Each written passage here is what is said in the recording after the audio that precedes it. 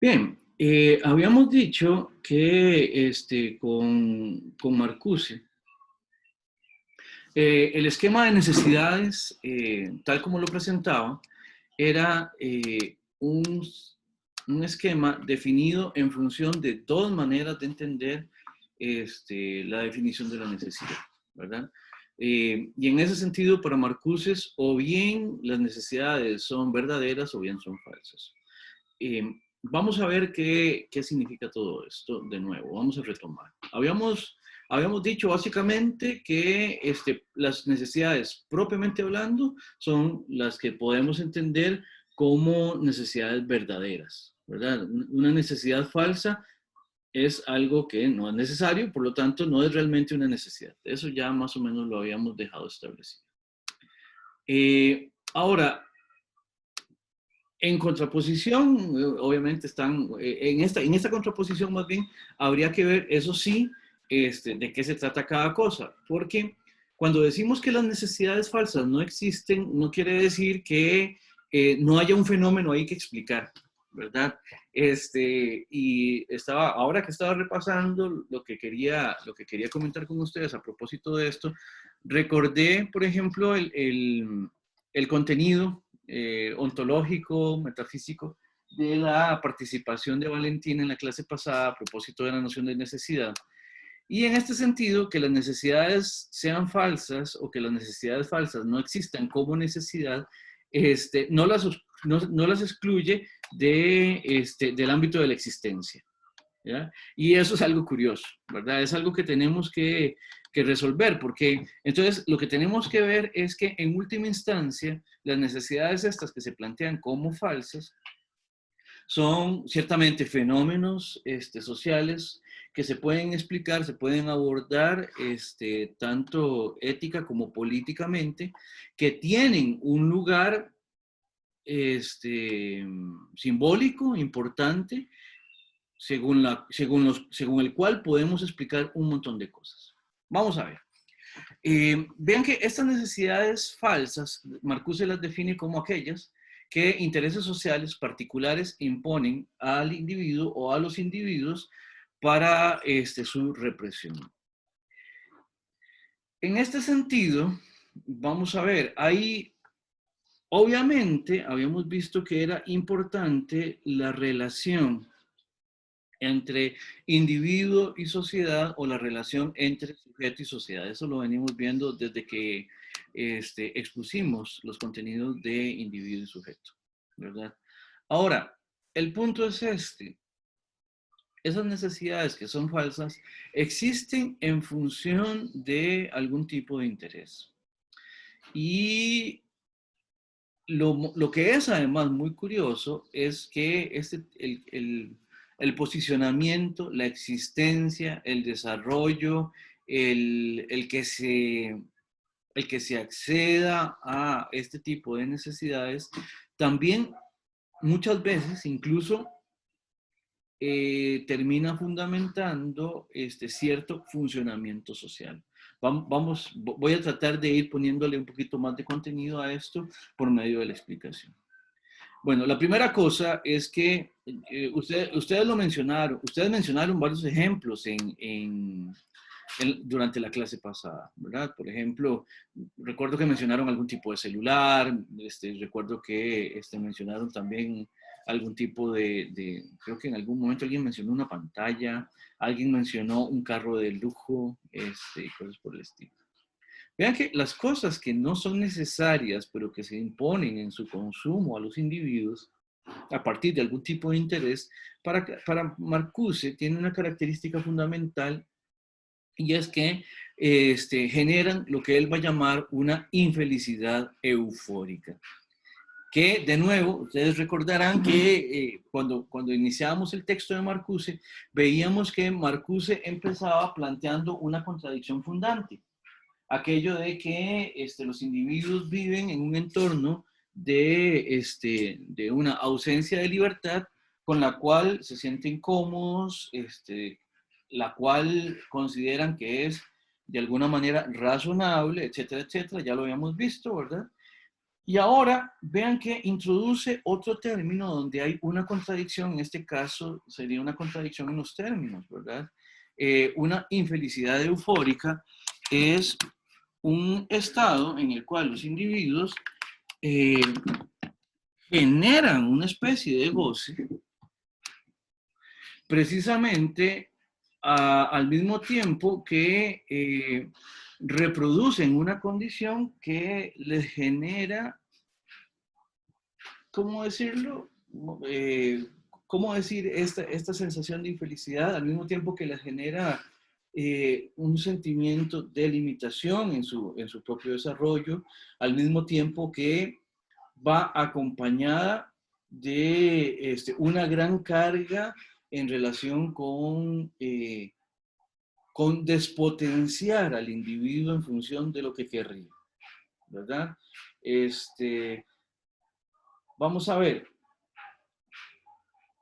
y esto para Marcuse es muy importante. En última instancia, en una sociedad como la industrial avanzada, se postergan las aspiraciones, por así decirlo, de los individuos, de los sujetos, ¿verdad?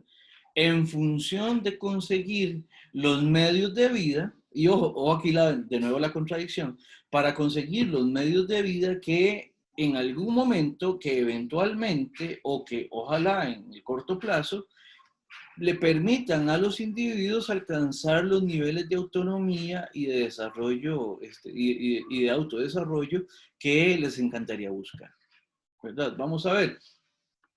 Es de todos nosotros sabido que, pues, nosotros hacemos un intercambio de nuestro tiempo, de nuestra fuerza laboral, precisamente por conseguir medios con los cuales subsanar nuestras necesidades, ¿verdad?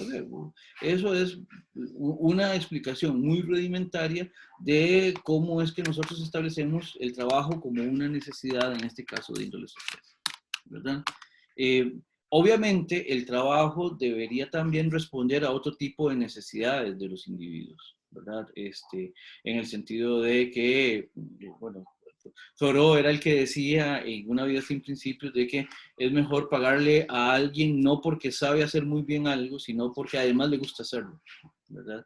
Y es muy interesante tener la posibilidad de uno trabajar en algo que realmente a uno le guste, ¿verdad?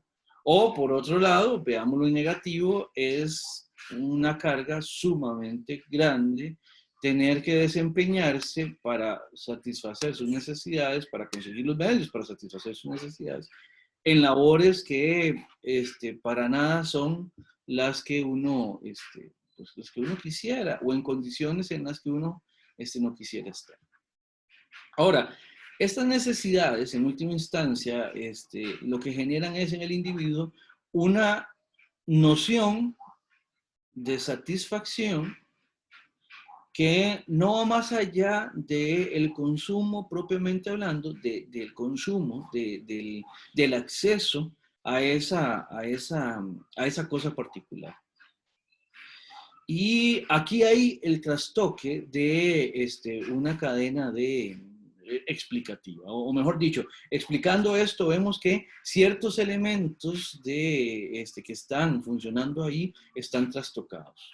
Vamos a ver. Y aquí he usado la palabra consumo. Y yo no sé si a ustedes les pasa, pero estamos en un estado de cosas donde cuando uno empieza a hablar de consumo, por lo que significa consumo en una sociedad como en la que Marcuse vivía, o por lo que significa consumo en una sociedad en la que nosotros vivimos, generalmente nosotros le decimos consumo y saltan ciertas alertas, ¿verdad? Ante cierta sensibilidad, digamos, la palabra consumo puede significar una palabra de la que hay que cuidarse, o una actividad de la que hay que cuidarse, ¿verdad? Sin embargo, hay que tener mucho cuidado con eso. Los seres humanos necesitamos consumir. Y ustedes van a decir, ven, ya salió Sanchitos consumista y todo este tipo de cosas. No, vamos a ver. La pregunta aquí que uno puede hacerse de fondo es, estamos hablando en función de necesidades, ¿verdad? Pensemos en las necesidades básicas y en las necesidades históricas, tal como lo presentábamos en la clase pasada. ¿Quién puede satisfacer necesidades y hablando de necesidades realmente, tal cual, sin consumir algo? O sea, los seres humanos necesitamos tener acceso a los medios mediante los cuales nosotros podemos satisfacer la necesidad. Entonces, en ese sentido, estamos ante un esquema que es más o menos el siguiente. Tenemos, por un lado, una necesidad, ¿verdad? Habíamos visto en las necesidades básicas que eran aquellas como alimentarse, vestirse, tener un techo, etc. ¿Verdad?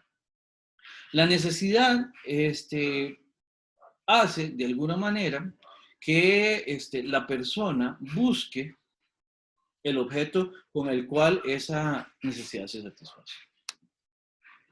Para que ese objeto de verdad satisfaga la necesidad, por ejemplo, si es la necesidad de alimentarse, el objeto tiene que ser consumido, ¿verdad? O sea, nosotros ingerimos el alimento y a partir de ahí satisfacemos la necesidad.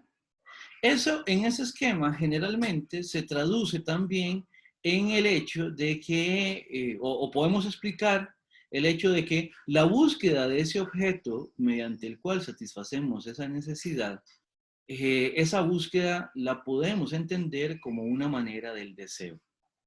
Entonces tenemos una necesidad que de alguna manera nos sugiere un objeto con el cual esta necesidad se solventa, y la propensión que tendríamos los seres humanos para buscar el objeto con el cual satisfacemos la necesidad sería lo que podemos definir como deseo. En el esquema que Marcuse está criticando y que creo que todavía aplica esa crítica a nuestro entorno contemporáneo, hay un trastoque, les decía. En este caso, más bien, lo que nos presenta la sociedad industrial avanzada o la sociedad en la que estamos nosotros, que ya, no sé, teóricos como Daniel Bell caracterizan como una sociedad postindustrial, por decirlo de alguna manera, lo que tenemos ahí es un esquema en el cual lo que se nos presenta primero, o de buenas a primeras, es más bien un objeto. Antes estaba la necesidad de primero, ahora lo que está de primero es el objeto. El objeto se nos presenta de una manera tal que nos provoca, por así decirlo. ¿Ya? El objeto se presenta ahí para provocar en nosotros una respuesta. Y la respuesta es que nosotros queramos ese objeto. Entonces vean que el deseo que antes se generaba a partir de la necesidad en función de la propensión que tenemos a satisfacerla, ahora se está generando a partir de la presentación de un objeto para que nosotros simplemente tengamos acceso a ese objeto. Y es eso, en última instancia, la presentación del objeto, que de alguna manera provoca en nosotros esa reacción de deseo, lo que en última instancia hace que construyamos la necesidad del consumo del objeto. Pero la necesidad aparece a lo último del esquema explicativo y del esquema operativo, cuando más bien anteriormente la necesidad era la fundante de la acción. Y por eso es que en una sociedad consumista como la que veía Marcuse y en una sociedad como la nuestra, el problema que tenemos con el consumo es que simplemente nos abocamos a conseguir cosas y a consumir cosas en función de la gratificación que ellas representan, ¿verdad? Independientemente de para qué sirve el consumir esas cosas.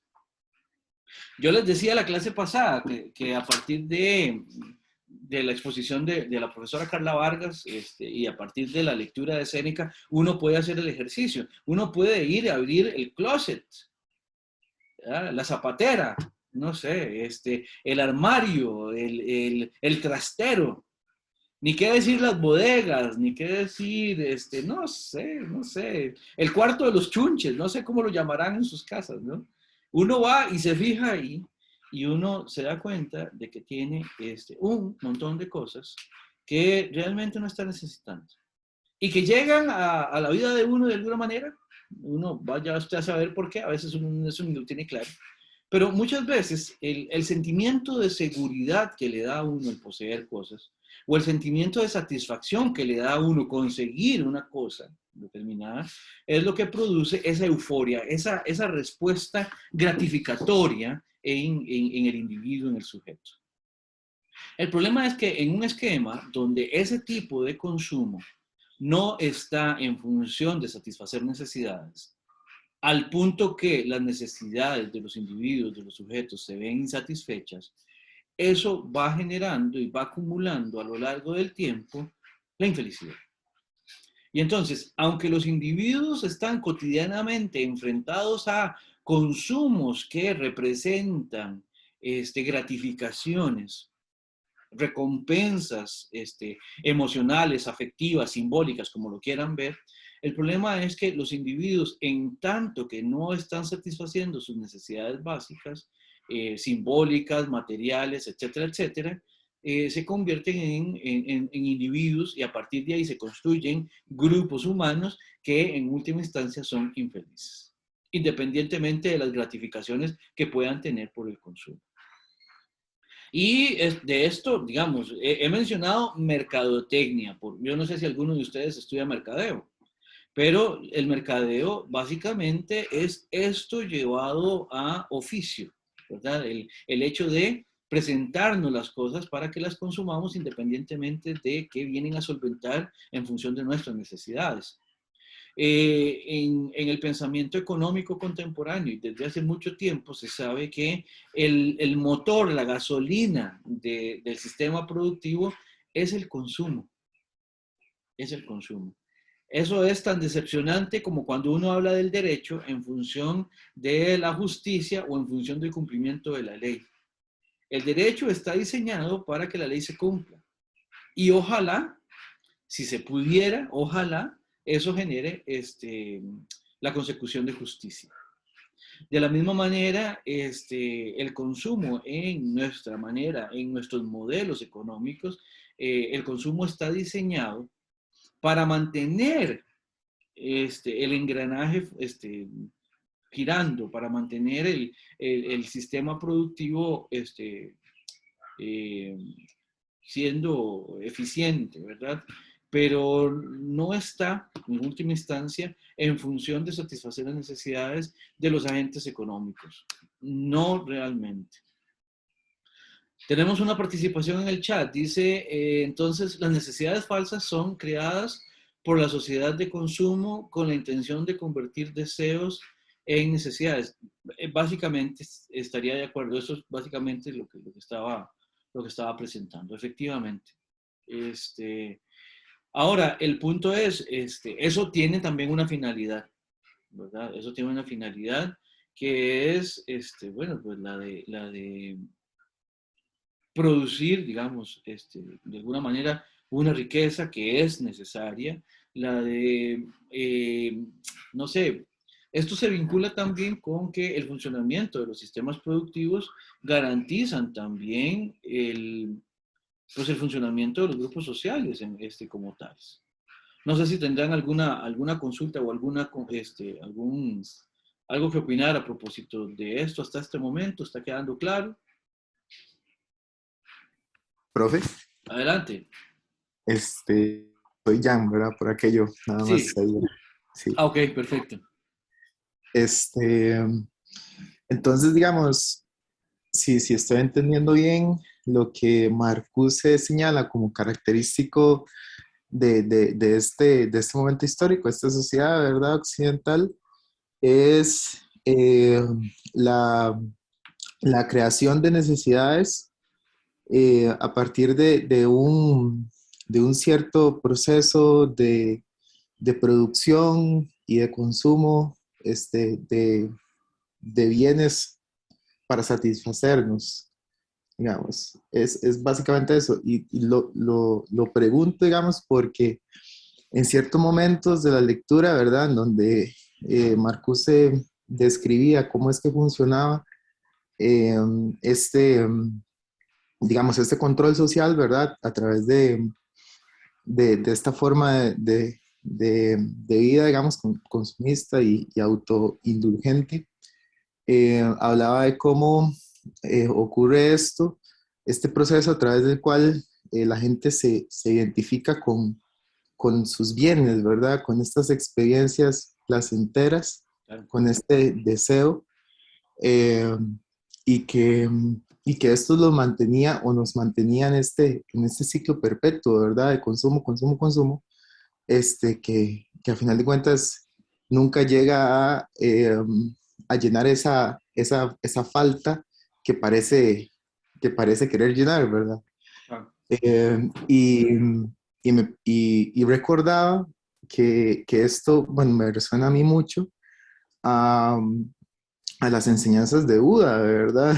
Cuando viene y dice que bueno, el, la causa, que la vida es sufrimiento, que la causa del sufrimiento es el apego, la El apego. aversión, Ajá. que es producido por por el placer o la repulsión, y que este es el ciclo como que hay que romper, ¿verdad? Entonces parece que es como ese mismo ciclo del que se valen estos mecanismos de control social para introyectar estas necesidades en el sujeto, estas falsas necesidades, ¿verdad? O estas faltas que son tenidas como necesidades quieren ser llenadas, ¿verdad?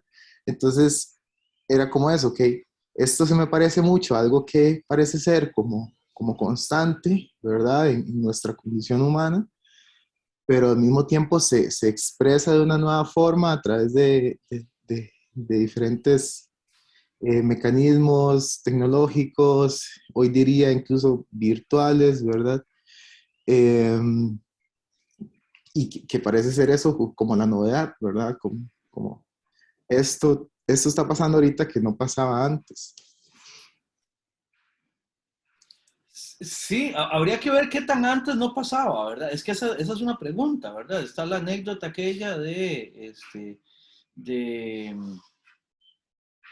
creo que era Sócrates, ¿no? Es que ahora se me confundió entre si era Sócrates o si era Diógenes. Creo que era Sócrates, el que frente a un mercado dijo, venía aquí a ver el montón de cosas que no necesito, ¿no?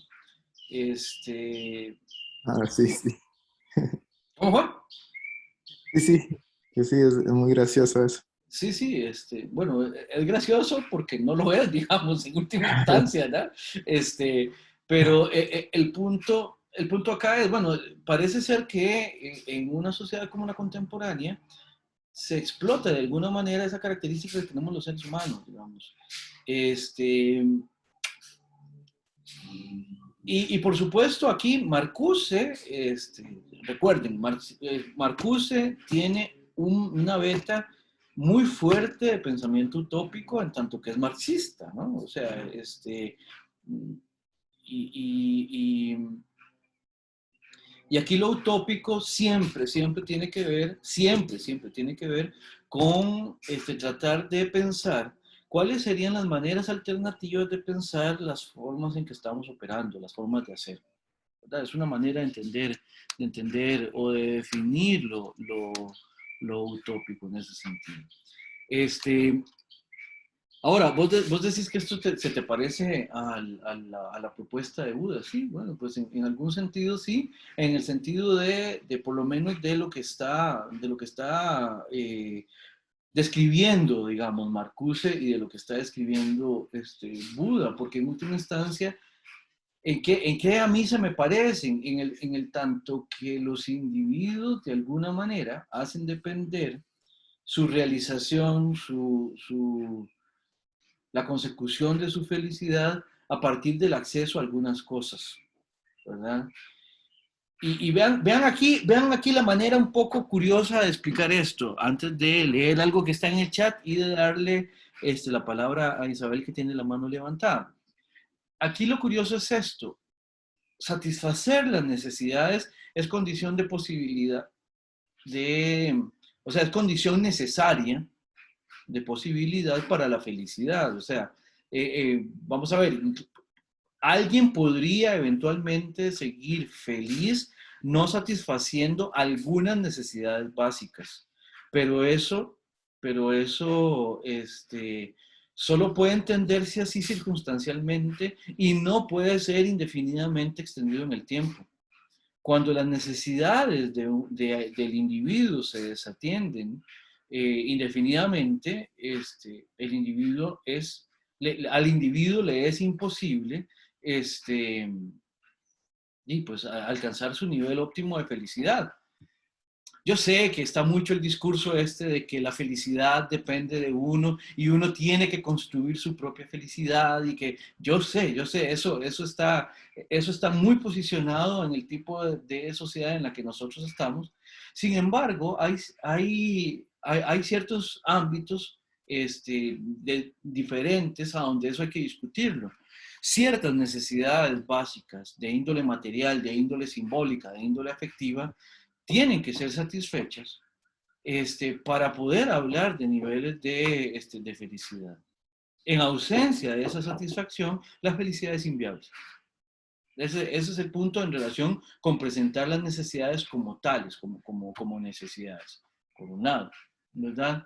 Entonces, en ese sentido, tanto la propuesta de Buda como la estabas presentando, como la de Marcuse, pues señalan esa condición que tenemos los seres humanos de satisfacer necesidades, ¿verdad?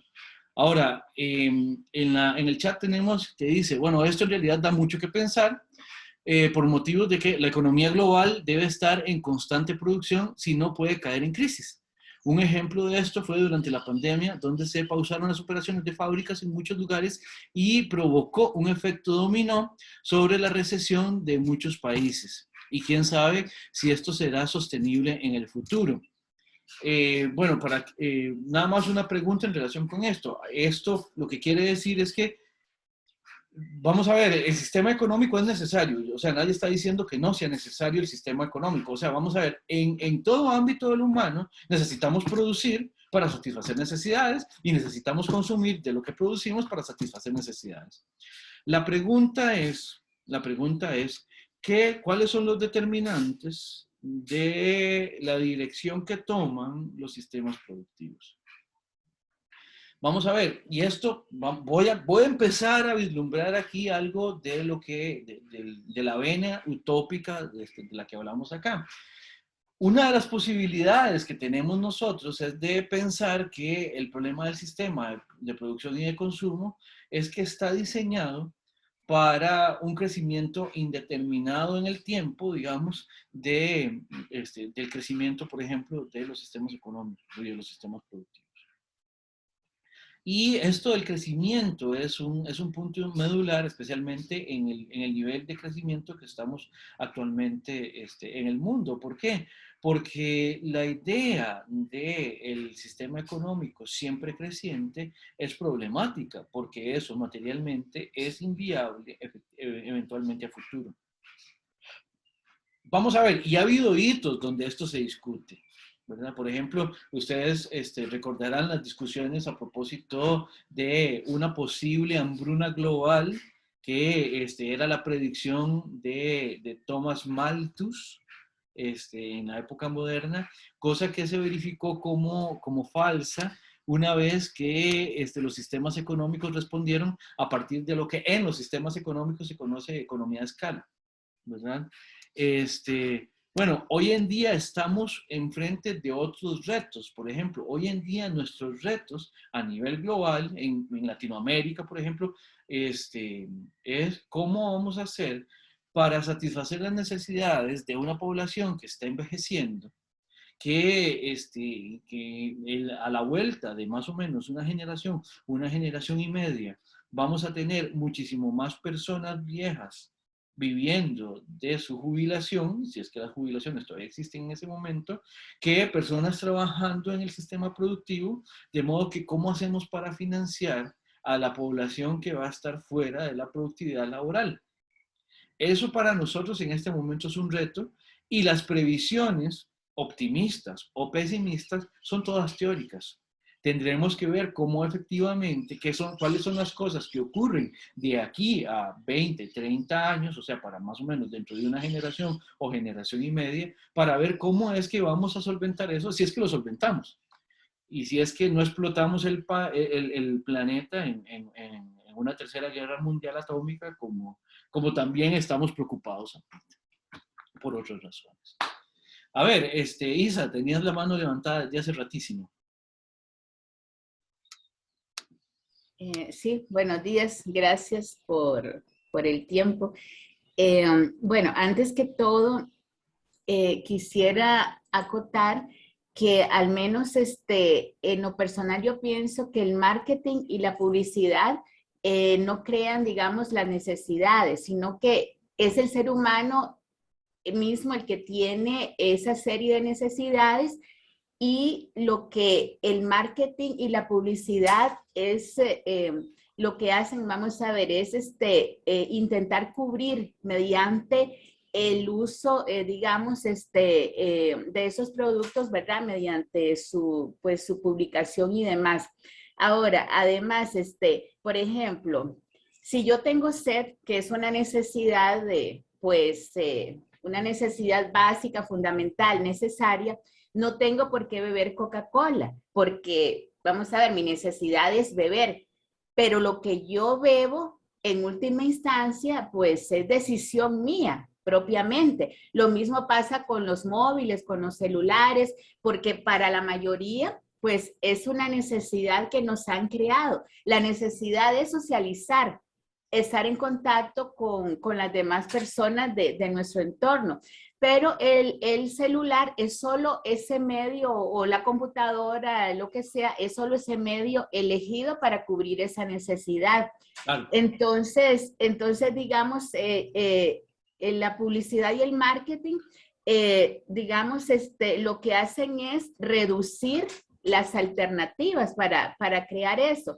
Entonces eso me lleva a pensar, digamos, de que la sociedad, digamos, de consumo no se rige, no viene a estar regida por esas necesidades existentes, ni por la demanda, digamos, que los clientes per se tengan de esos productos, sino que la sociedad de consumo viene a estar regida precisamente por la misma oferta que ese sistema nos crea. No sé si me doy a entender. Sí, yo diría, hay varias cosas que se me vienen así. Si estuviéramos frente a frente, esto sería mucho más fácil porque sería más una conversación. Pero el punto sería el siguiente. Primero, efectivamente, hay ciertas necesidades que ya están, que el marketing no crea. En eso estamos claros. El mercadeo no crea las necesidades si las entendemos como necesidades reales, verdaderas, en el esquema marcusiano. El punto es, el mercadeo, al posicionar, al promover, al publicitar, de lo que sea que le ponga uno al frente, lo que crea, ahí sí, lo que sí puede crear son necesidades falsas. Y le voy a poner dos ejemplos. Uno es anecdótico. Tengo un par de sobrinos, los dos ya son universitarios, ¿verdad? Para que vean que Sanchito ya también está roquito, ¿no? Pero el punto es, tengo dos sobrinos, cuando eran pequeños, pues en algún momento yo me los llevaba por San José, y vean, no fallaba, ¿verdad? De pronto, eran antojones, digamos, y bueno, y ciertamente eso lo disfrutamos bastante. Pero el punto es, no fallaba, vean, de pronto mi sobrino veía a lo lejos un par de arcos de color amarillo, ¿verdad? Vean, pero es que está tan bien hecha la publicidad que mi sobrino, en viendo eso, de una vez me decía, tío, tengo hambre, ¿verdad? Y yo, que también había visto los arcos, esos dos arcos amarillos, ¿verdad? Yo sabía por dónde iba la procesión. Y entonces yo, pues, por hacerle la chanza también, ¿verdad? Por la pura guasa, le digo yo, qué dicha que tenés hambre. Vieras que aquí nomás, aquí a la vuelta, hay una verdulería que yo conozco y venden unos bananos que cada uno parece un plátano. Yo creo que con uno de esos tenemos para comer los dos. Y bueno, mi sobrino al principio como que no me dice nada, ¿verdad? Y yo, pues, yo simplemente dejé ahí el chiste medio marinando, ¿no? ¿Verdad? Y de pronto él cuando ve que no, como que no reacciono como para llevarlo al lugar de los arcos amarillos, ¿verdad? Me dice, tío, es que sí, yo tengo hambre, pero tengo hambre como de McDonald's, me dice, ya inmediatamente, ya ahí sí, ahí sí, ya tuvo que dar el paso porque dijo, bueno, vamos a ver, un banano de repente no es tan, no es una consecución tan exitosa como la que yo querría, diría mi sobrino, ¿verdad? Y entonces a mí lo que me llama la atención ahí es que sí, ciertamente, si uno tiene hambre, si uno tiene hambre, uno satisface el hambre con alimentos, el que sea, ¿verdad?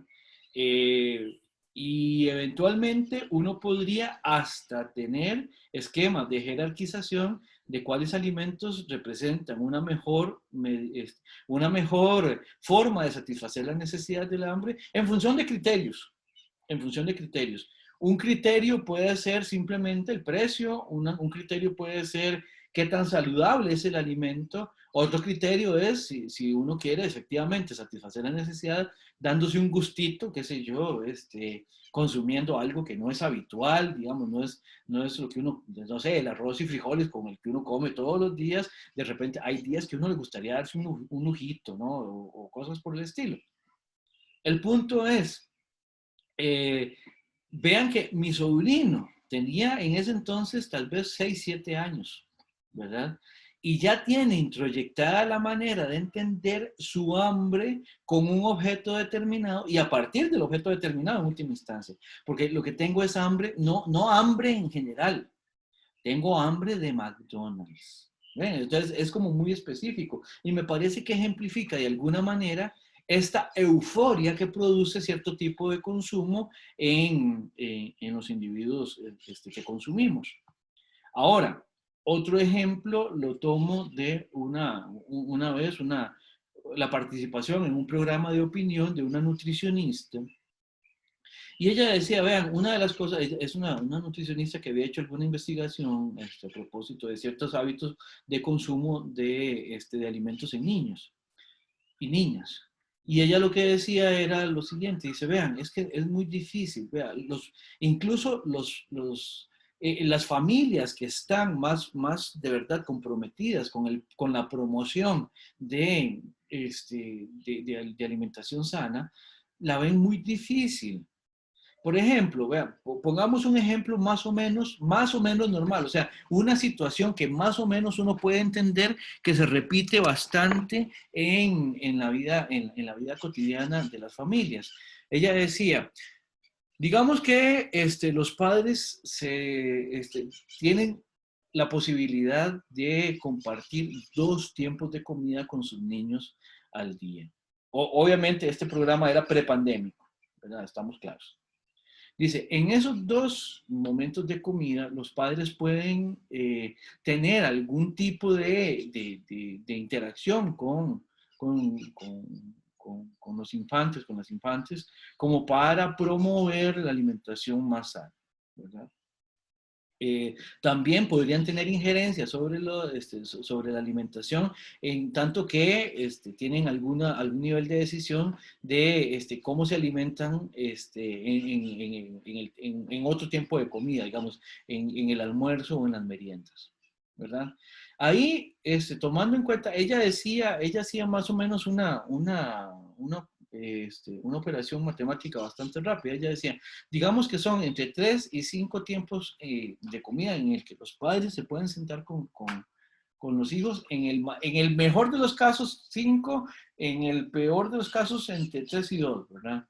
Multiplique eso simplemente por unos, no sé, ella había sacado el cálculo como más o menos en función, para simplificar el cálculo, en unos 300 días al año, ¿verdad?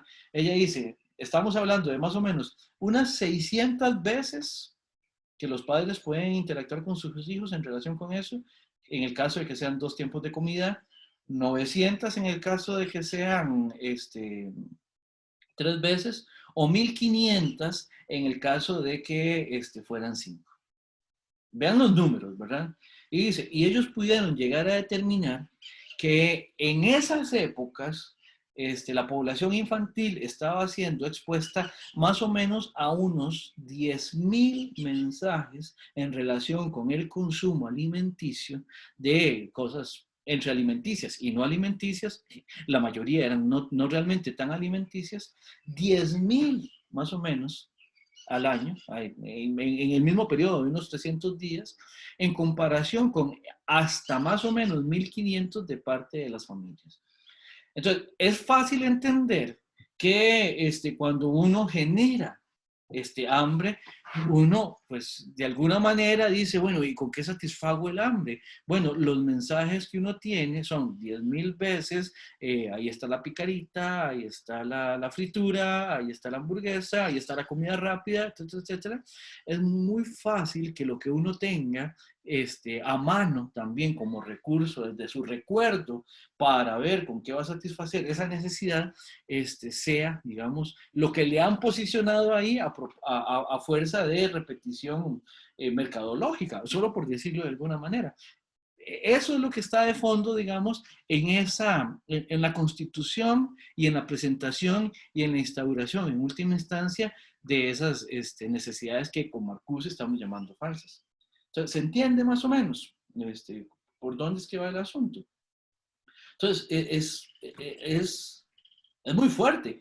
Y ahora, volviendo también a la participación que estaba en el chat también, que hablaba de cómo en última instancia el sistema económico se necesita también para que siga funcionando, que esté ese nivel de consumo, pues, pues también se entiende cuál es el interés que hay detrás de los flujos que alimentan la riqueza en un sistema productivo, de que ese tipo de consumo se mantenga de esa manera.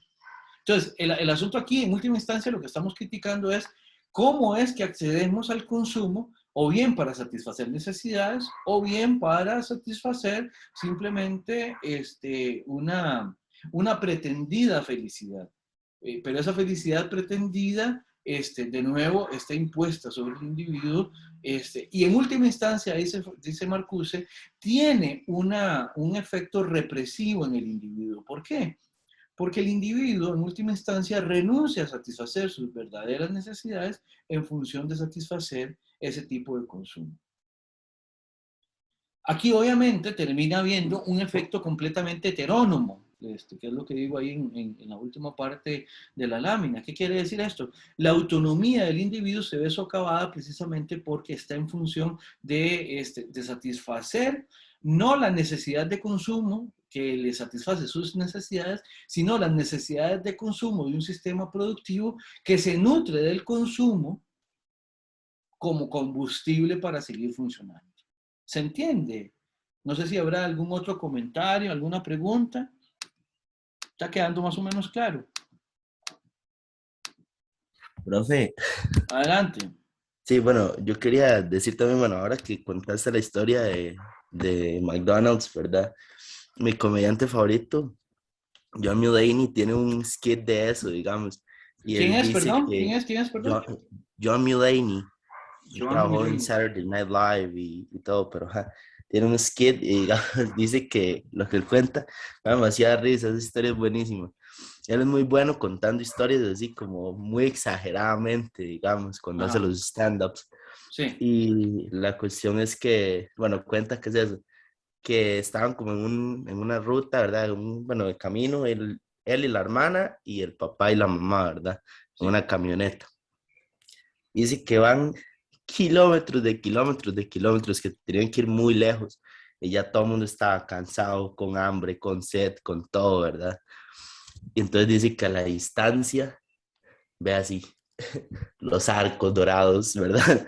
Ajá. Y dice que entonces van, digamos, y cuando van llegando, ¿verdad? Ya los chiquitos se emocionan, se vuelven locos, se ponen como un gorila, McDonald's, McDonald's, McDonald's. Pero dice, pero mi papá es de sangre fría, dice el man.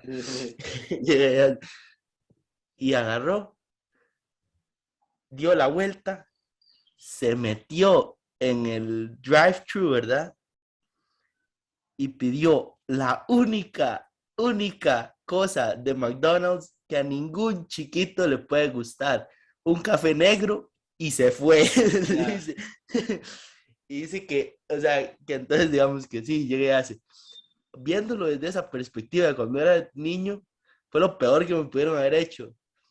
Pero ahora que soy más grande y en retrospectiva, es lo más gracioso que un ser humano ha hecho en la historia. Y yo, Ya. usted sabe, pero es que digamos, digo, los chiquitos cuando ven McDonald's, así, yo vivo a 100 metros de un McDonald's, cuando ven McDonald's o así, yo me acuerdo, uno se emocionaba todo, y uno decía, "Ah, el juguete y la carita feliz y todo". Y es eso, pero usted sabe qué gracioso, o sea, agarrar así, ir en un drive-thru, parar, pedir un café negro y salir. Sí, Demasiado cruel. sí, sí, bueno, ya mis sobrinos crecieron y ahora más bien son ellos los que me invitan a mí, eso es lo bonito, ¿no? De tener sobrinos también. Pero sí, ya yo no les podría hacer la chanza, qué lástima, ¿verdad? Sí. Esa anécdota me llegó unos cuantos años tarde, Brandon. Brandon, si te agradezco si pones en el chat el nombre del comediante como para buscar y pues para ver también, para conocer un poco más Sí, de cosas. tiene varios especiales en... Ok, perfecto, muchas gracias. ¿Alguna otra pregunta o comentario? Bueno, pues hay que decir entonces, de las necesidades verdaderas, pues realmente hay muy poco que explicar. ¿Por qué? Porque simplemente es que es menester satisfacerlas, ¿verdad? Es para, pues para poder cumplir, para poder desarrollarse uno como individuo, como ser humano. Habría que ver, eh, y habría que ver qué significa eso. Habría que ver qué significa eso, ¿verdad?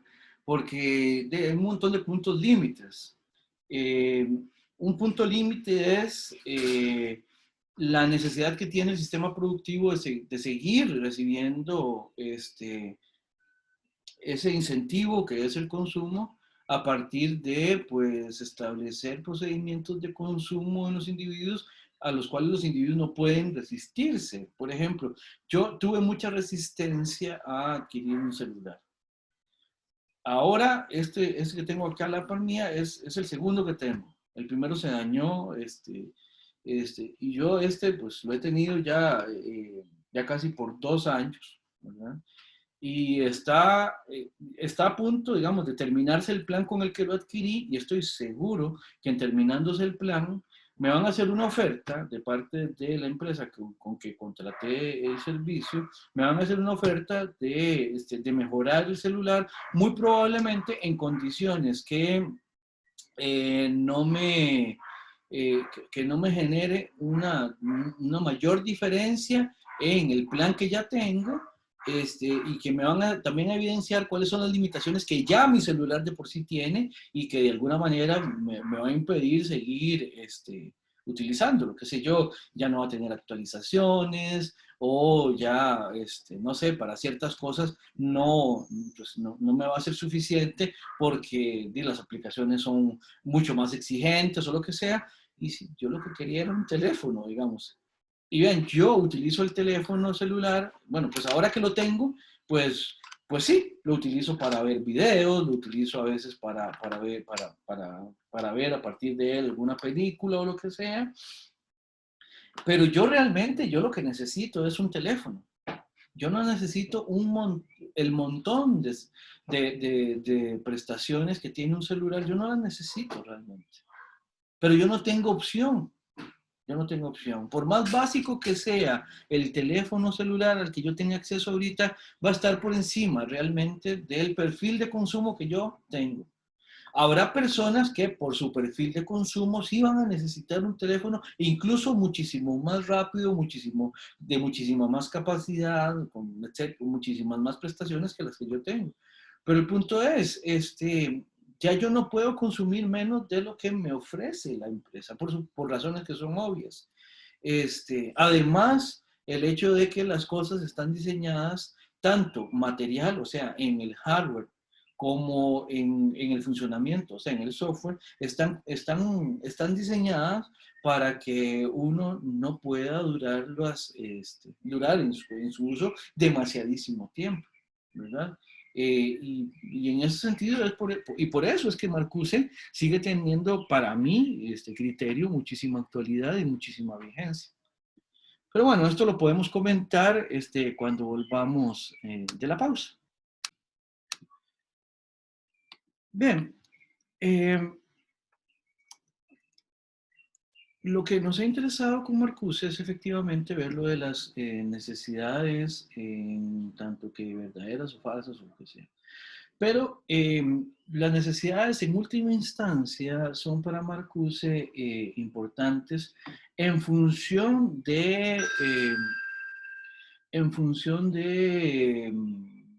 eh, alcanzar por parte de los individuos, de los sujetos, esa autonomía que es la que en última instancia ansiarían, digamos, ¿verdad?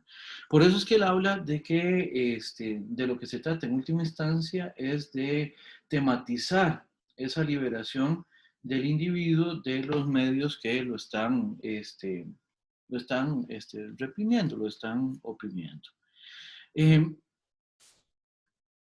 Vean que en ese sentido no hay más que confiar en los individuos, en lo que los individuos quieran hacer con sus esquemas de consumo y con sus necesidades de consumo. Pero de lo que se trata es de poder salirse de esa vorágine, por así decirlo. Una de las estrategias que señala Marcuse de parte de la sociedad industrial avanzada como cómo se comporta, digamos, la sociedad industrial avanzada, es captando a los individuos absolutamente todas las instancias de su hacer, ¿verdad? Por ejemplo, vean esa cita que está ahí abajo, lo de que realmente en última instancia nosotros lo que tenemos es la capacidad de escoger libremente entre una variedad de bienes y servicios, ¿verdad?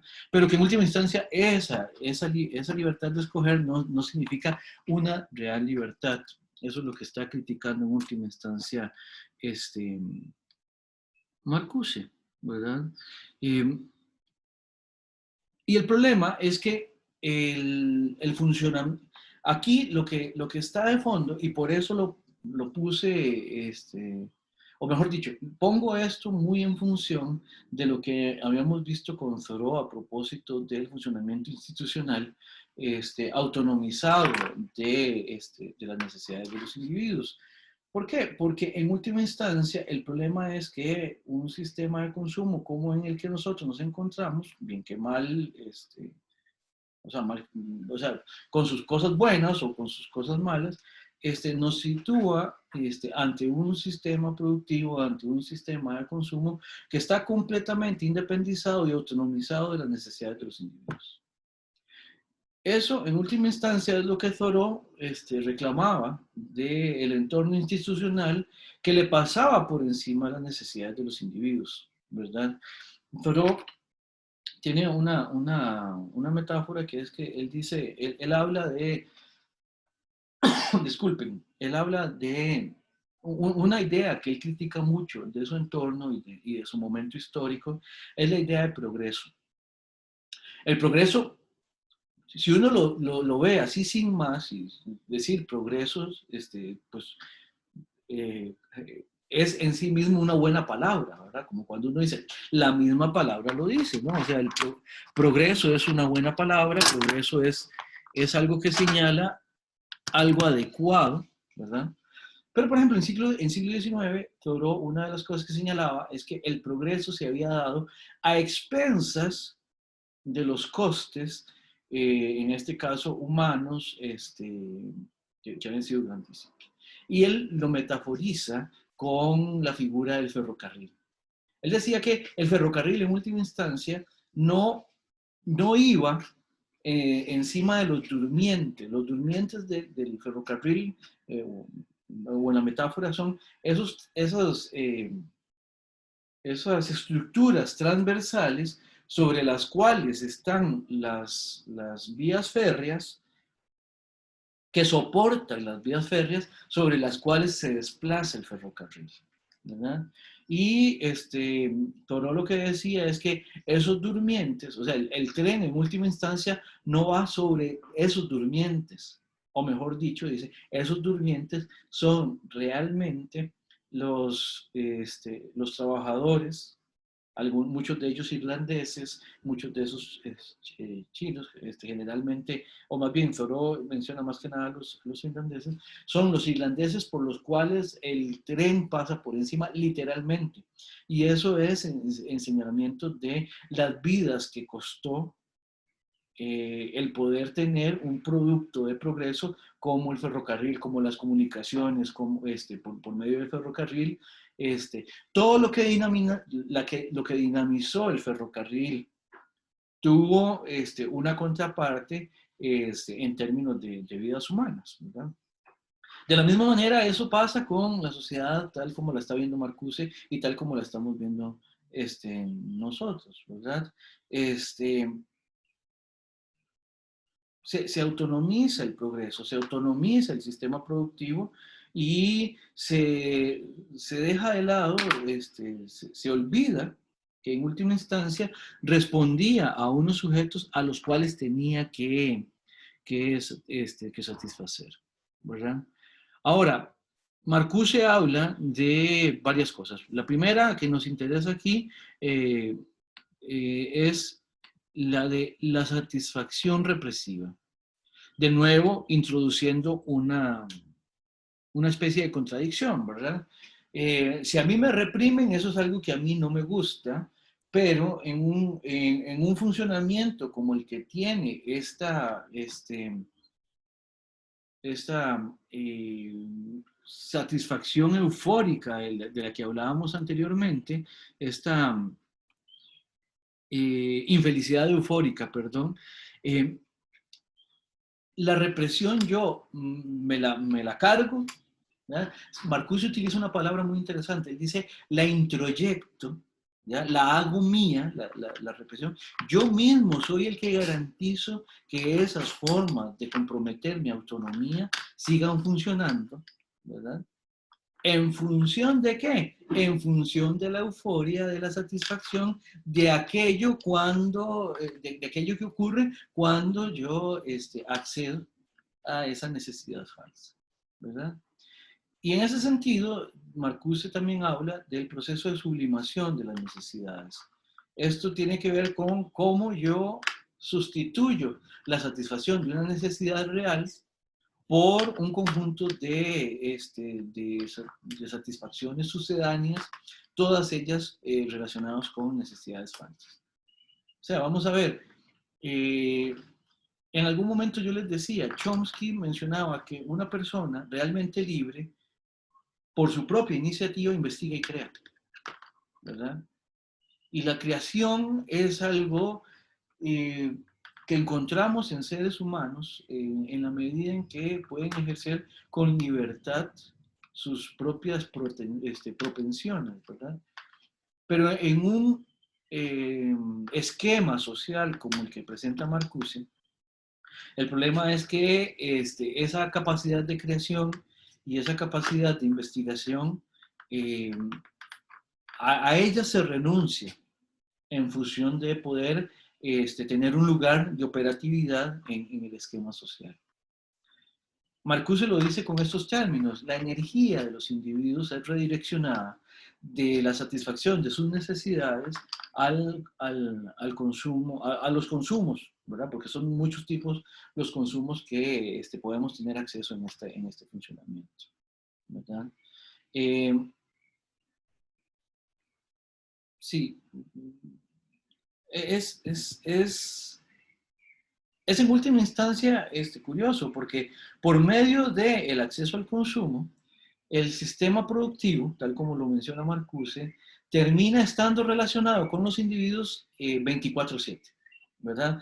Ya la fuerza laboral del individuo que pues está siendo prestada, siendo vendida, siendo utilizada para este esquema productivo en las horas laborales del individuo, se transforma en fuerza de ocio cuando el individuo no está trabajando, que a su vez es gastada en actividades que son también productivas para dentro del esquema grande que son, o sea, que están ubicadas dentro del sistema productivo.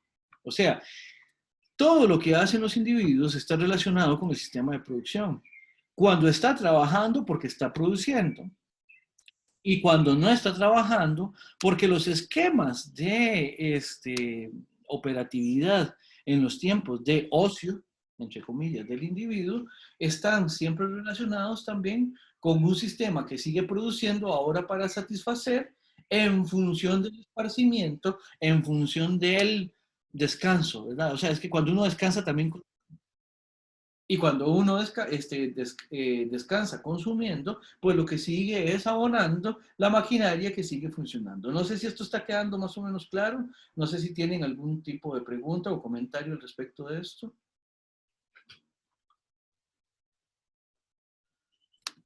Profesor, Adelante.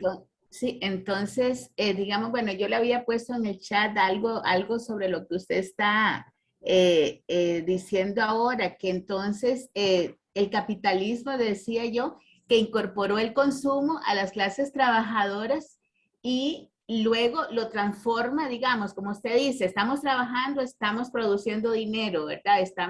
Ok, luego eso pasa, lo traslada al tiempo de ocio y convierte el tiempo de ocio en tiempo de consumo. Claro. Entonces, el marketing ahí da un giro, porque entonces antes el marketing, la publicidad se esforzaba por hacer que el producto se vendiera cuanto más, pues mejor.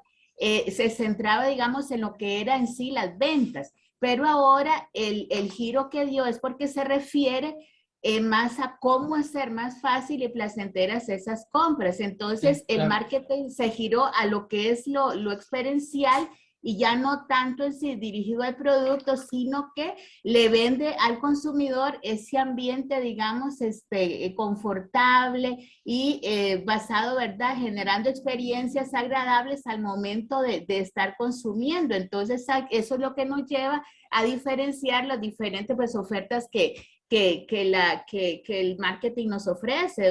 Digamos, yo prefiero, qué sé yo, un iPhone a un Huawei o a un, qué sé yo, un teléfono X, Alcatel y demás, ¿no? O sea, se dio ese giro como más de lo objetivo que era en sí, digamos, el producto, allá algo más subjetivo que vendría a ser esa experiencia que yo siento en comprar X producto de X empresa y las satisfacciones que me vienen a dar, es eso.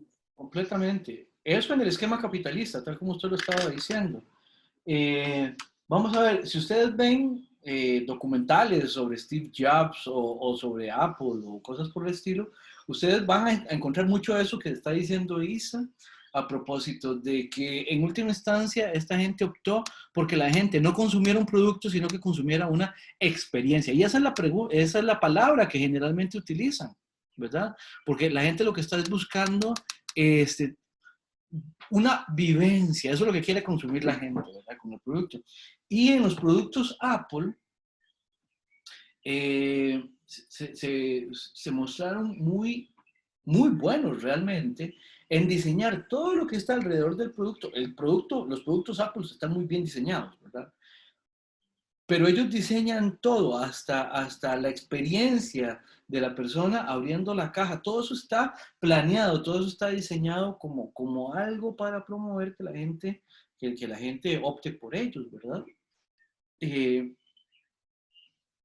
Ahora, lo que sí me hace pensar, y por eso le dije a Isabel que sí, eso funciona así en el mercadeo del capitalismo, del capitalismo y del capitalismo tal como nosotros lo conocemos. Ahora, si efectivamente es cierto, ustedes me dirán, pueden estar de acuerdo o no conmigo, si efectivamente esto de las necesidades falsas calza también con lo que decía Sócrates en frente del mercado de Atenas, diciendo, vean qué montón de cosas que no necesito, entonces quiere decir que este esquema de necesidades falsas es previo al capitalismo, porque es evidente que las sociedades griegas no eran sociedades capitalistas, dado que el capitalismo es un fenómeno que surge a partir del ascenso burgués, que es uno de los rasgos característicos de la determinación de la modernidad como una época, diferenciada de épocas anteriores. O sea, incluso en un funcionamiento precapitalista, como de la antigüedad clásica, ya vemos este problema de las falsas necesidades. Obviamente en aquel entonces no había mercadeo, y definitivamente no como el que nosotros conocemos, ¿verdad? Pero sí, o sea, tiene que ver con eso, ¿verdad? Con cómo varían las estrategias para motivar el consumo, ¿ya? Ya no tan directamente sobre el objeto determinado, sino sobre todo lo que lo rodea y todo lo que esto incluso significa. Porque vea que para Marcuse es muy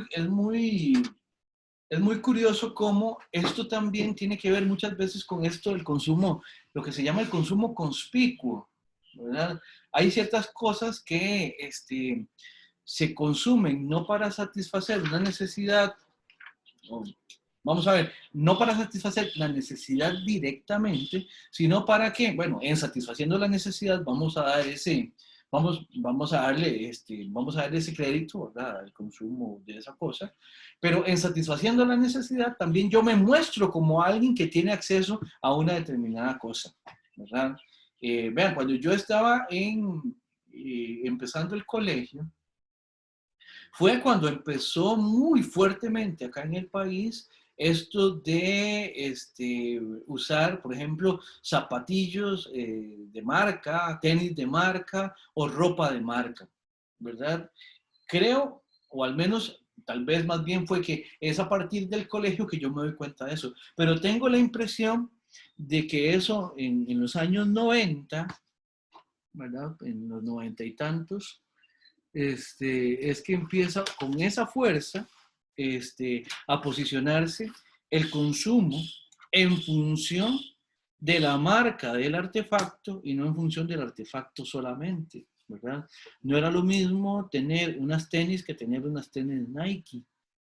Y no era lo mismo tener unas tenis Nike que tener las últimas Air Jordan, por ejemplo, ¿verdad? Y eso se ha mantenido a la fecha, ¿verdad? No es lo mismo tener un ladrillito de celular que tener el último iPhone o que tener el último, ya yo no sé ni siquiera cuáles son las marcas. Yo sé que hay marca Huawei, yo no sé qué tan caché es consumir Huawei. Muy probablemente no lo sea porque mi teléfono es Huawei, entonces muy probablemente no sea demasiado caché. Pero el punto es, ya no es solo tener teléfono, como les decía anteriormente, sino además por medio del teléfono mostrarme como un consumidor de cierto tipo de productos, de cierto tipo de teléfonos, ¿verdad? Eso es lo que habla Marcuse también como esa nivelación de clase, ¿verdad?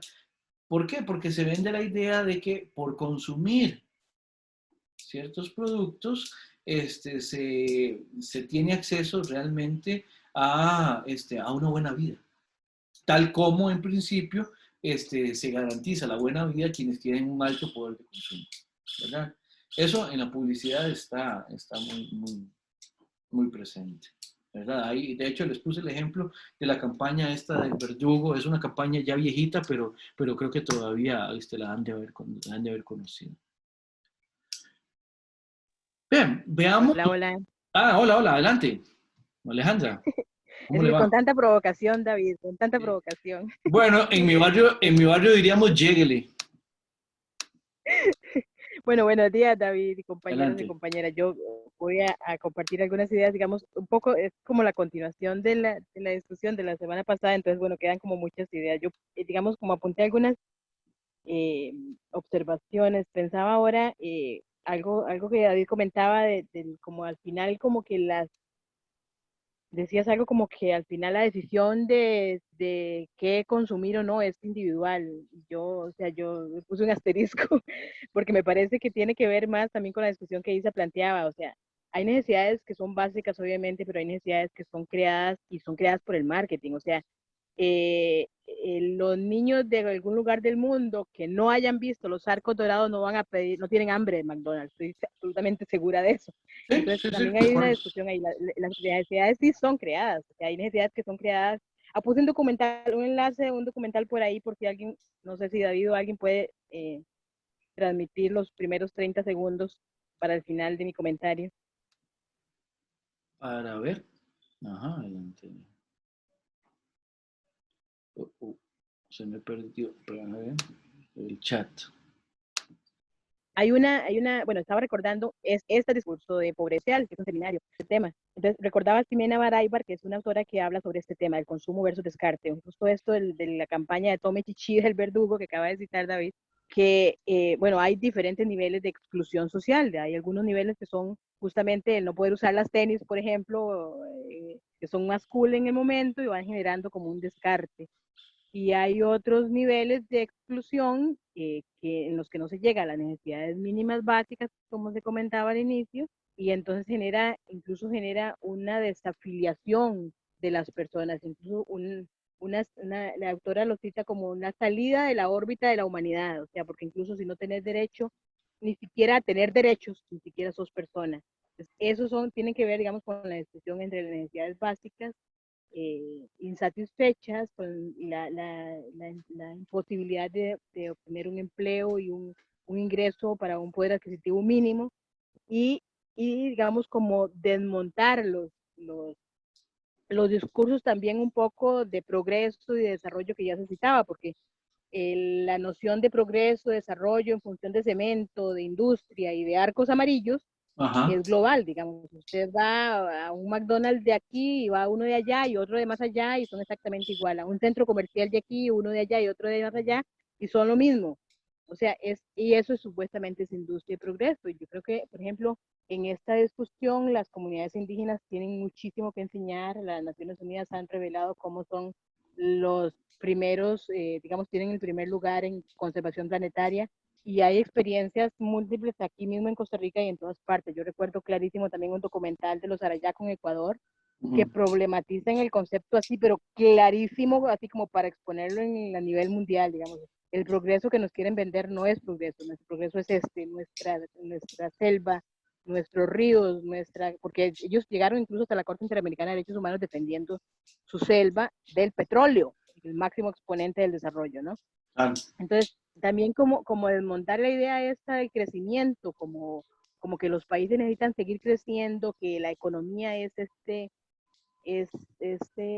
discurso endiosado que no se puede cuestionar, digamos, refiere a la posibilidad de plantear y de conocer iniciativas de transición, que se denominan así, con esto del decrecimiento. O sea, ahora que vemos la dinámica con la pandemia más clara que nunca de cómo se reduce, de qué pasa en un país, en un planeta, cuando se reduce el consumo del petróleo como su principal exponente de desarrollo. Todas las dinámicas, incluso previas a la guerra, que generaron las llamadas, el llamado problema de los barcos estos, de los, ah, las cajas de barcos las cajas de Contenedores. barcos que jalan la mercadería. Ay, esas, gracias, los contenedores, exactamente. Y que se detuvo, y hay documentales que muestran ahí a los periodistas mostrando los 7 o 15 días de filas de contenedores en Nueva York y el colapso mundial de los supermercados. Si eso no nos refleja qué significa esta estructura o esta dinámica que no es sostenible el planeta, no hay otra opción, digamos, no hay como que en esa línea yo regresé a la UCR y me acordé, si se han dado cuenta de la discusión que hay en este momento sobre las áreas de conocimiento, las áreas de investigación, de educación que tiene la UCR, en donde ciencias económicas donde el área económica se está luchando por separarse de ciencias sociales. No sé si alguien ha escuchado sobre el tema, pero entonces ciencias económicas es parte del área de sociales y es parte porque la economía está absolutamente relacionada con las ciencias sociales y así se ha construido históricamente. Y las personas economistas que tienen una mirada crítica de la economía exponen y problematizan los discursos absolutistas que la economía plantea. Entonces, en la UCR en este momento se está discutiendo, incluso si lo buscan en las páginas de Facebook de las diferentes asociaciones, de las facultades, de las diferentes áreas, se está discutiendo el tema de que Económicas quiere separarse, porque quiere constituirse en una ciencia pura y dura que tiene discursos absolutos que no se cuestionan. Entonces, eso, por ejemplo, requiere tomarlo en cuenta, o sea, en esta dinámica mundial en donde, o sea, si no se revisa, si no se problematiza, no se va a generar una dinámica y no se va a generar desde el nivel individual, o sea, esto tiene que generarse desde una constitución de políticas públicas que transforme la mirada y eso, hay lucha sobre eso, entonces, bueno, cada quien decide o a partir más bien creo que de los procesos de información y de conciencia y de no sé, de capacidad de acercarnos a esa información, se decide hacia dónde se camina. Entonces, bueno, lo que les compartí ahí es un documental que me acordé justamente cuando hablamos de esto de quién define cómo se consumen las cosas y hasta dónde se consumen. Es un documental de las farmacéuticas. Como ven, como comentaba también en otro momento, también me encantan los documentales y es de industrias farmacéuticas, creo que son igual de la televisión alemana, que hay varios. Este empieza con un empresario farmacéutico, que en realidad usted para ser empresario farmacéutico no tiene que tener más que un capital que pone ahí porque es muy lucrativo. Uh-huh.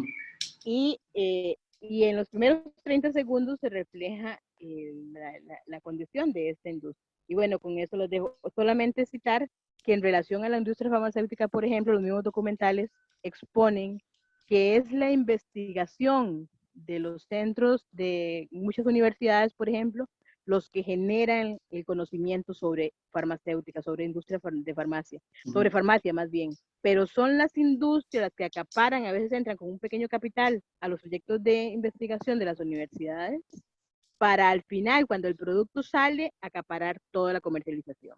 Y después de eso, toda la investigación pública, toda la inversión pública que hizo las universidades, se termina lucrando.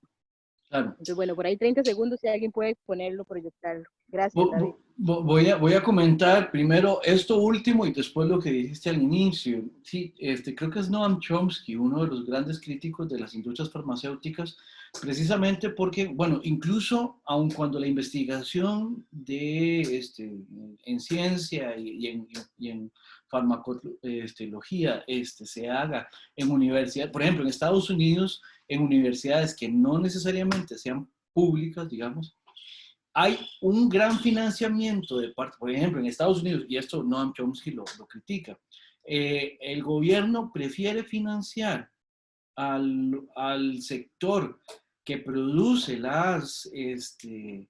al que produce ya los medicamentos, digamos, que es el que ya de por sí siempre está muchísimo mejor parado económicamente y todo esto, que financiar la educación en Estados Unidos, por ejemplo, que sería financiar los centros de investigación de las universidades, y por medio de las transferencias, Noam Chomsky lo que dice es que si las transferencias estatales estuvieran del lado de las instituciones educativas y de los centros de investigación, esas transferencias serían transferencias que realmente llegarían mejor a los ciudadanos y no solamente a los dueños de las empresas, que lo que están haciendo por medio de esas transferencias es propiciando que siga la concentración de riqueza, porque ese es uno de los problemas también de la industria farmacéutica, que es un gran concentrador de riqueza. Eso, no sé si en ese documental algo enlaza sobre eso, no lo conozco. Eso por ese lado. Y por otro lado, lo que decías al inicio, lo de que en última instancia la elección de consumo es individual. Sí, recordá que, o al menos, o mejor dicho, lo quería posicionar en función de que cuando el individuo introyecta las influencias que le vienen de esta instauración de necesidades falsas, el individuo toma individualmente, ya sin necesidad de que le sigan recordando ese tipo de mensajes, toma la decisión en función de aquello que le posicionaron. Ese era el punto, en última instancia. de repente Eso uno, mismo, eso mismo. de repente uno podría decir, claro, es que si los individuos son los que toman las decisiones de consumo, eso sería deseable. Claro, el problema es que en un esquema de decisión donde la influencia es tan brutal sobre los individuos, entonces realmente los individuos sí son, escogen, ven, por eso lo que decía ahí abajo, escoger libremente no es libertad en última instancia. Y ese es el problema. Y ese es el problema. Y bueno, ahorita vamos a ver si nos da tiempo, Alejandra, podríamos compartirlo el video. Si no, entonces lo que hago es que lo comparto por medio de mediación virtual, para que ahí le queda a todo el mundo. Tenemos que ver las características que tiene la sociedad industrial avanzada. ¿Abriste el micrófono, Alejandra? Imaginé que ibas No, sí, no, lo que iba a decir es eso, que les comenté, les pasé el video para que lo vean en realidad para este y muchos otros espacios. Buenísimo. El protagonista de los 30 segundos se llama Martin Shkreli y es un ejecutivo que subió el precio de un medicamento muy exitoso en 5000%. Entonces, Claro. incluso lo llevaron al Congreso de Estados Unidos y bueno, en esta entrevista la periodista le dice, bueno, pero iba a bajar el precio y él se ríe jocosamente y dice, no. Entonces, bueno, para provocarles ahí, pueden verlo luego. Gracias. Claro, claro, perfecto. Bueno, veamos cuáles son los rasgos distintivos de la sociedad industrial avanzada. Obviamente, la sociedad industrial avanzada, como decíamos anteriormente, responde a un entorno histórico que, bueno, ya nosotros lo habíamos dicho en la clase pasada, está superado en el sentido de que ya nosotros no estamos en esa sociedad, pero podríamos ver, y a mí lo que me interesa es ver cuánta vigencia mantiene este esquema. La primera es que para la sociedad industrial avanzada es importantísimo producir y consumir en función de un despilfarro, ¿verdad? Y eso pues sigue siendo verdad, ¿verdad? Luego, el trabajo termina siendo embrutecedor. Realmente lo que les hablaba de que los individuos libres investigan y crean, bueno, el problema es que quienes estamos condicionados a cambiar nuestra fuerza laboral por los medios para satisfacer las necesidades, muchas veces, y en mayor o menor medida, estamos también ante el problema de que tenemos trabajos que al final de cuentas no nos enriquecen a nosotros, ¿verdad? Yo me crié en Acerrí. Cuando yo estaba en el colegio, yo vi la presión que había sobre muchas, especialmente sobre compañeras, que ante las dificultades económicas dejaban la educación formal, dejaban el colegio, se salían del colegio, especialmente porque en Acerrí se instaló una maquila, la empresa la Yoki, ¿ya? Y pues ciertamente una, era una empresa que daba muchísimas fuentes de trabajo a muchísima gente y en ese sentido pues hay un beneficio asociado con eso, o hay muchos beneficios asociados con eso, ¿verdad? No lo podemos negar.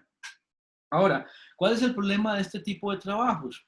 Que son trabajos que están tan en función de simplemente la productividad que realmente terminan no enriqueciendo al personal que está en ellos, o al menos enriqueciéndolo muy poco. Por ejemplo, bueno, era un lugar a donde la gente cosía, hacían prendas de lencería, ropa interior, calzoncillos, calzones y cosas por el estilo.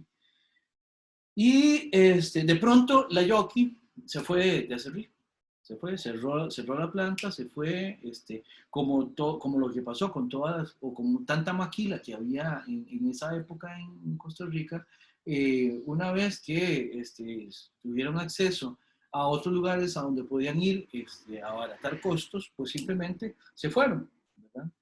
Y eso, al mismo nivel que había generado los beneficios anteriores, pues causó un gran perjuicio en la comunidad. Con un gran problema.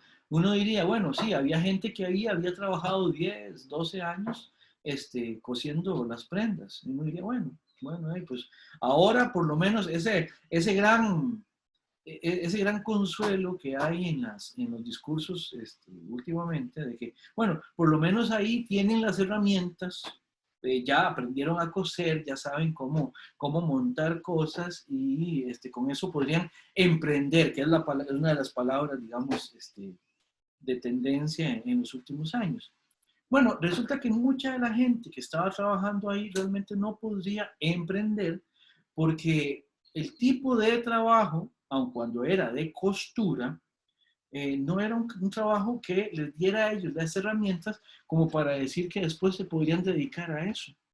Porque lo que sabían era hacer procesos tan específicos, que fuera de esos procesos específicos es poco, en el mejor de los casos, poco lo que podrían hacer afuera de esos procesos. Ciertamente tienen ciertas habilidades y ciertas destrezas que podían llevar a un aprendizaje que les permitiría eventualmente hacerse con herramientas para desarrollarse, etcétera, etcétera. Pero los trabajos en general, este es el problema de los trabajos, especialmente de los trabajos no calificados, que son cruciales para el sostenimiento del sistema productivo. Para muestra de todo esto, la gran discusión que tenemos ahora a propósito de la jornada laboral de si 12 horas por 4 días o de si seguimos con la jornada de 8 horas. ¿Por qué? Porque en última instancia, muy probablemente para trabajadores muy calificados, pasarse a un esquema de 12 horas por día, 4 días a la semana, probablemente podría traer algún beneficio para personas muy capacitadas, pero no para las personas que están ganando el jornal mínimo por hora, ¿verdad? Con el problema de que esto mete presión a propósito de que si no hacen eso, pues ¿a qué se dedican las personas de trabajos poco calificados?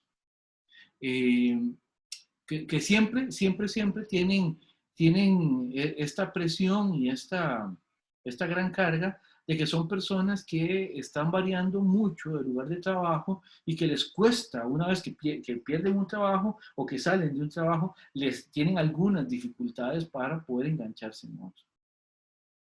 Habíamos visto también, ya esto lo habíamos comentado de alguna manera, que los modos de descanso también prolongan ese embrutecimiento. Esas palabras están en Marcuse, ¿verdad?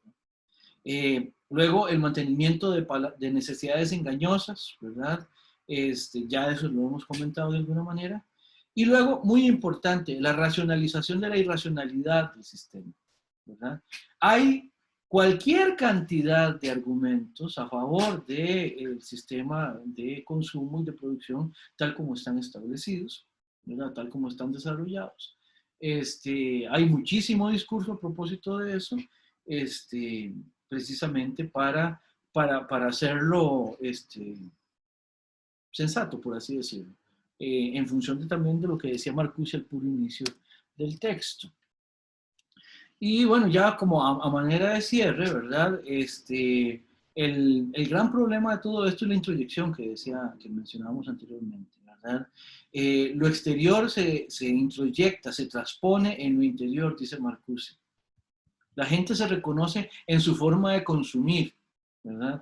Había una publicidad antes de una tienda que vendía vestidos, así como vestidos para ocasiones especiales, para bodas, para graduaciones, para cosas por el estilo, que era la tienda de esta Musel.